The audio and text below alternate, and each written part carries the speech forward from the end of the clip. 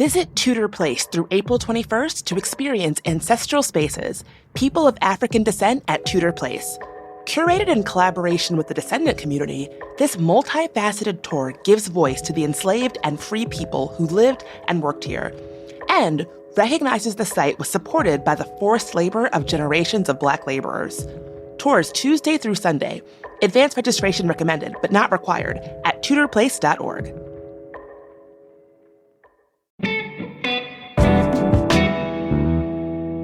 Today on CityCast DC, the days are finally getting longer, it's greener outside, and we've got an estimate for peak cherry blossom, and it's this month, which means welcome to March.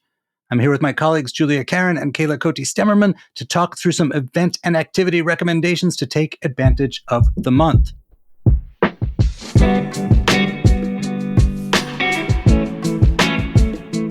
Today is Monday, March 4th. I'm Michael Schaefer, and here's what DC is talking about.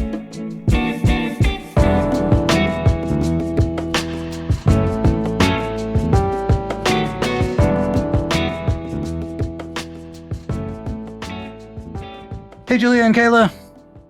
Hello. Hey, Mike. Excited to talk spring things. I know you are. So if any new listeners are joining us for the first time, I got to say our show covers news and politics and crime and transportation and all the serious stuff. But sometimes our favorite episodes are these chats I get to do with the team. We love our monthly guides to the city, and I am psyched to talk about March with you two. Big fan of the sun not going down at like 4:30 p.m. and actually getting weather where I can like maybe not wear a winter jacket. Huge fan. Huge fan. Huge fan. Yeah. I grew up in Boston, and I must say I had no love whatsoever for the month until I moved to DC. But yeah, it is a glorious thing here. It is sunny. The flowers are coming out. People are coming out of the woodwork. Everyone in my neighborhood is like out walking their dogs, like so many dogs to pet. All the trees are blooming. It's perfect. Can I be a little bit of a bummer? Oh boy. Hit it. Speaking of dog walking, this one specific thing does happen, and it's going to happen in a week. Which is the time changes. And that's like great at the end of the day. But as the person who has the early morning dog walk in my household, that actually means that it'll be darker for a little while when I do the early dog walk. As somebody who doesn't get up before 8 a.m., I really can't relate, but that's fair. Yeah, no, it's darker in the morning, but like I do like the longer evenings. No, I think by the end of that first day, I'm pretty pumped about the turn of events, but it's just that first morning in the dark dog walk. For sure. All right, so you guys have both brought a bunch of recommendations for how Team CityCast can have their best March ever. Oh, yeah. What do you got? All right, so I am going to start us off with the very obvious choice, which is National Park Service announced that peak bloom for cherry blossom season is going to be around March 23rd. That is so early. It's really early, I know. But I know it's cliche. There is something about seeing the cherry blossoms bloom and like everyone's out and they're wearing a lighter pastel color and you're walking around and you're admiring nature that just signals like, take a break. Spring is here. The doldrums of winter are gone. I'm a big fan of just like walking around either the mall during a lunch break is what I have done over the last couple of years. There are separate neighborhoods that you can go to. I know Kenwood in Bethesda, that area has really good cherry blossoms. There's a cherry blossom tree actually right outside my door where I live in Cleveland Park. So I'm a big fan of that generally. Kayla, I expect you might be team anti-cherry blossom. Is this true?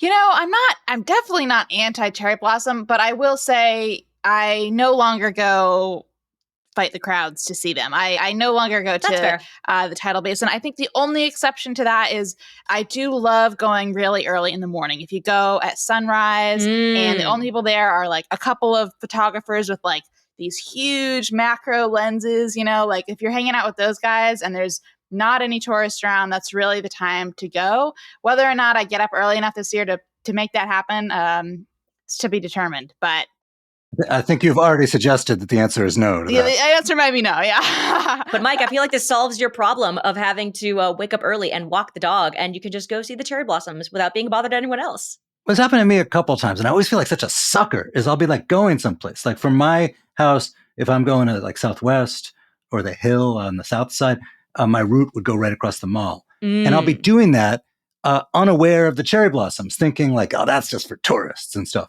And then suddenly I'm stuck in traffic like an out-of-towner. Yes. Because everyone knows you stay away from the mall if you have a car during cherry blossom season. For sure.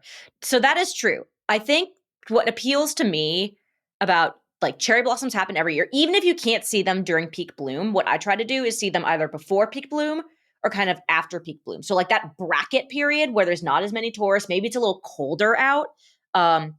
It's almost just as pretty. It is pretty magical. It is magical. I know.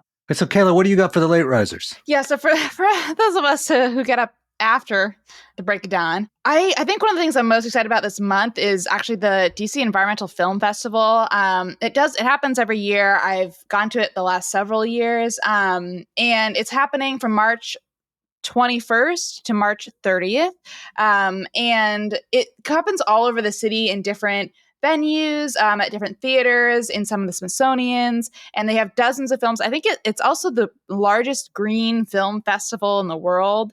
Obviously, environmentally themed films. There's going to be some on, environmental activations. There's going to be some on specific species of animals and birds. There's going to be some short films from all around the world. And yeah, you should really check out the schedule. It looks like it's going to be a great year.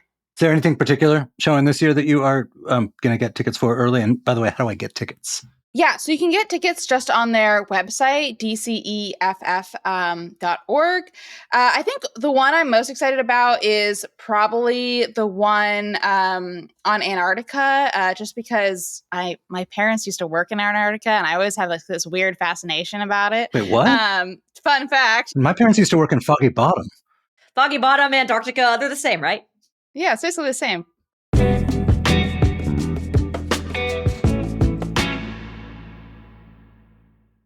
Let's be real. Lawsuits are not fun. But with Paulson and Nace, at least they're a little easier. Paulson and Nace is a DC law firm in every sense of the word. It was founded here in 1979.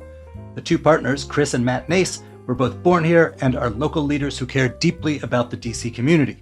Paulson and Nace handles medical malpractice, wrongful death, and other complex injury cases when someone has been hurt by the negligence of others. And they don't just settle every case. They'll go to court. They'll fight for you. Paulson and Nace has even been recognized as one of U.S. News' best law firms. So, if you have been hurt or have lost a loved one because of someone else's mistake or negligence, call Paulson and Nace for a no-obligation consultation. Visit www.paulsonandnace.com or call 202-463-1999. First, the bad news. SAP Business AI won't help you generate cubist versions of your family's holiday photos. But it will help you understand which supplier is best to help you roll out your plant-based packaging in Southeast Asia, or identify the training your junior project manager needs to rise up the ranks, and automate repetitive tasks while you focus on big innovations, so you can be ready for the next opportunity. Revolutionary technology, real-world results. That's SAP Business AI. All right, Julia, tell me another thing you brought. Okay, so I am a not huge theater nerd, but I love the Kennedy Center. And I feel like springtime is when you kind of get some of those shows that come from Broadway to the Kennedy Center. They start to ramp up. And I am really excited because this year, Company, which is a musical about a girl who's 35 years old. It's her birthday. All her friends keep asking, like, why isn't she married? Why can't she find the right man? Is it time to settle down and start a family? That musical, which is a Stephen Sondheim production, is coming to the Kennedy Center from March 12th to the 31st. So get your tickets if you want to see some Tony-nominated musical action, which I do, for sure. Yeah, that sounds awesome. It's been too long since I've been to the Kennedy Center. All right, so what's your ideal Kennedy Center night? As a venue, it has such a geographically bad reputation that it's stuck over there, and it's not like you can stroll from there to a wide array of cool restaurants. Mm-hmm. How do you swing a night there?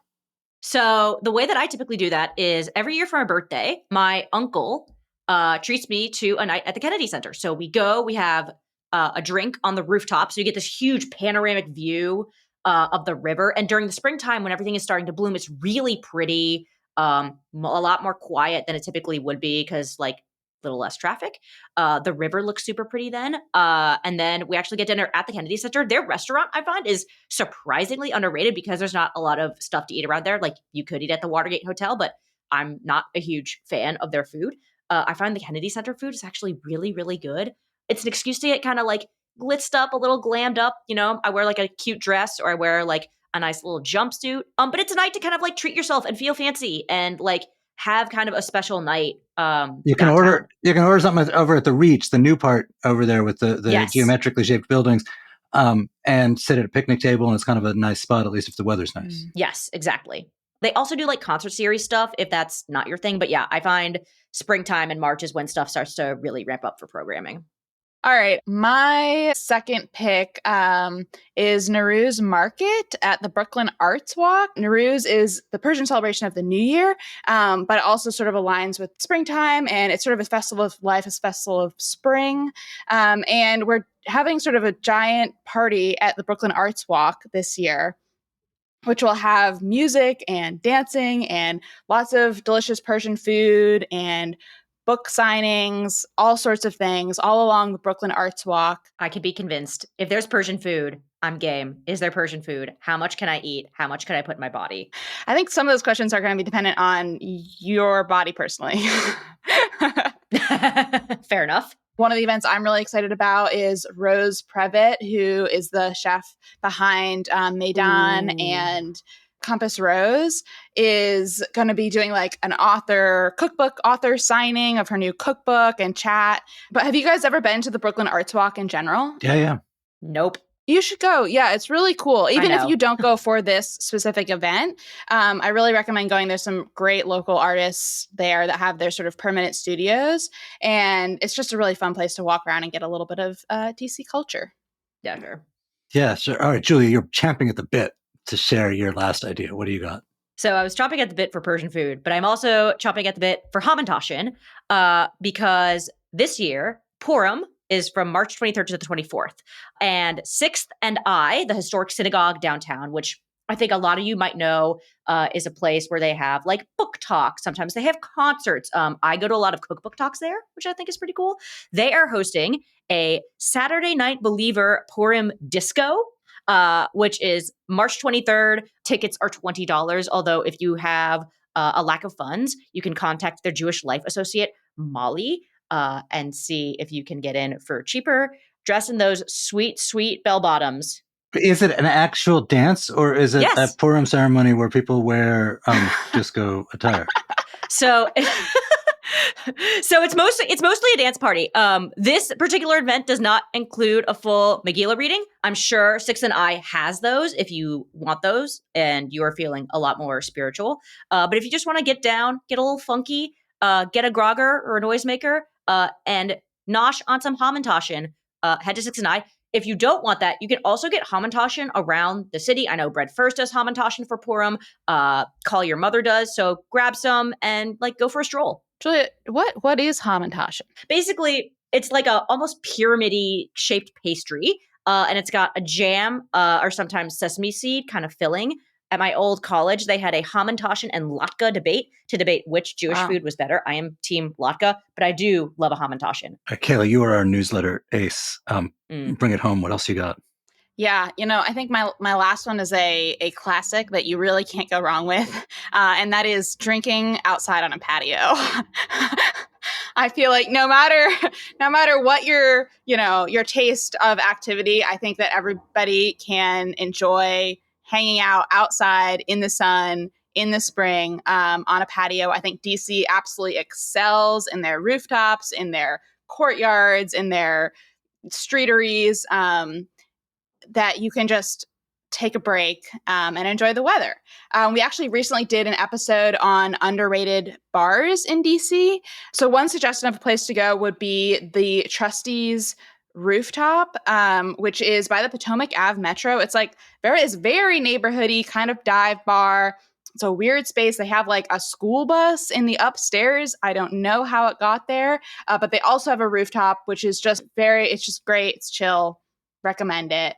Another one would be the Hill Prince Patio, H Street. It's an equestrian themed bar, and it has like this great little secluded patio, and it's really underrated. I don't think a lot of people either think to go out that far on H Street or something, but whenever I go, there's not a huge crowd, and the drinks are quality.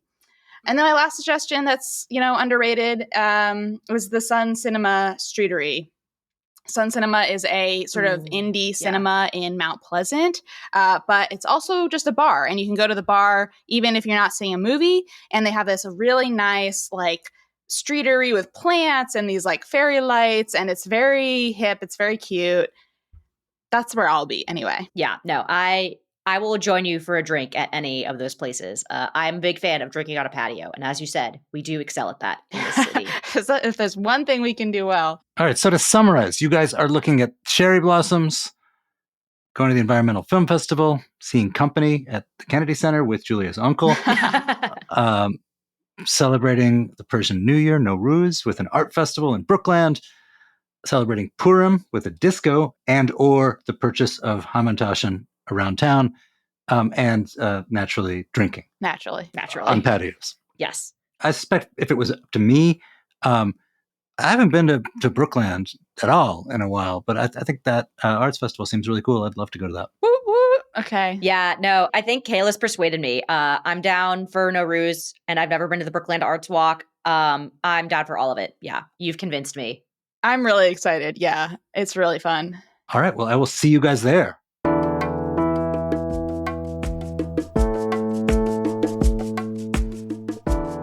That is all for today here on CityCast DC. If you enjoyed the show, why not go to the Cherry Blossoms and tell everyone you see there about it, because you will see a lot of people. We'll be back tomorrow morning with more news from around the city. Bye.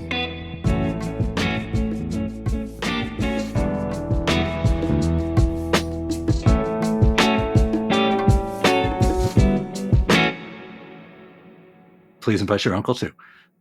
Shout out Uncle Marky, let's go.